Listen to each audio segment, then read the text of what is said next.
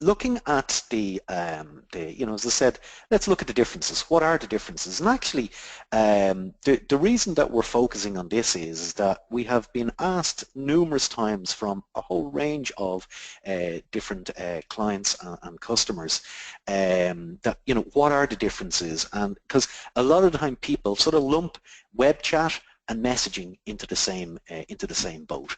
They are completely different, and we're going to talk and explain now. And it's interesting, actually, web chat, everybody thinks, gosh, it's brand new. It's, you know, the last couple of years, gosh, it's exploded, it's going great. Well, actually, it's been here for a while. Like lots of these newer communication channels, it was developed in a US university, actually the University of Illinois, back in 1973, and it had a wonderful name of Talkomatic. So it started its life as Talkomatic back many years ago. And if you look at any of the analysis and market reports, the likes of Dimension Data, your Forresters, Frost and Sullivan, they're all agreeing, or at least pointing towards that by the end of 2017, contact centers, 40% of them will be using and will be enabled for web chat.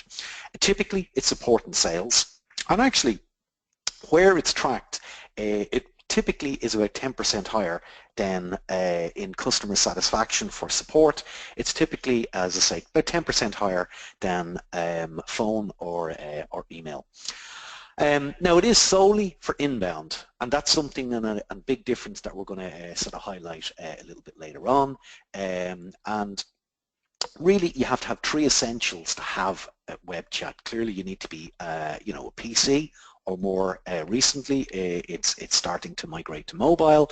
You need to have a stable online connection, and you need dedicated time. So really, it's sort of nearly taking over from talking.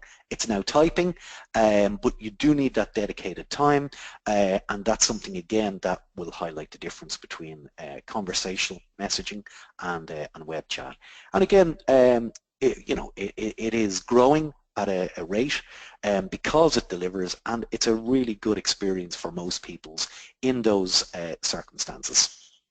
So conversational messaging is completely different, and again, want to now start to highlight the differences. Conversational messaging, it's about mobile.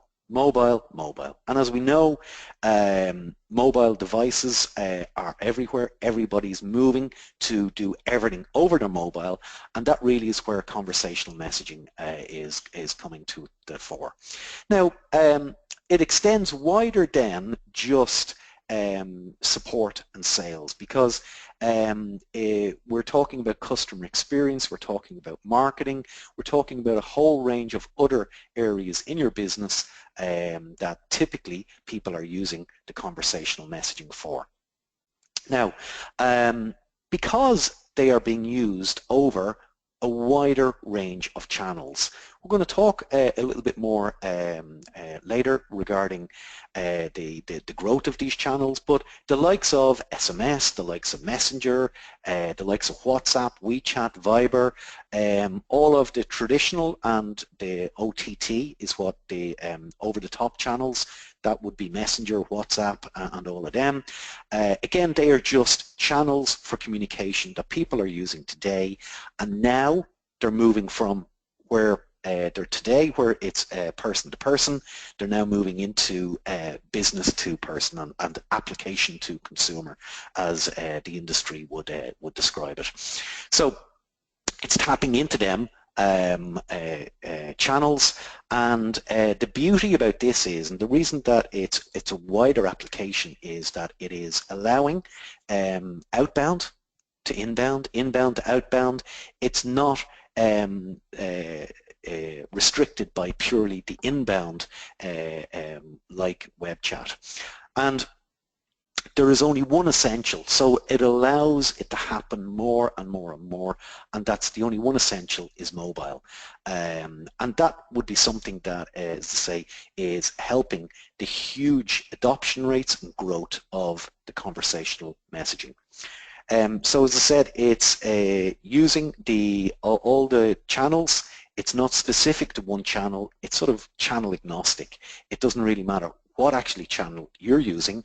It's more tapping into what channel your customer is using.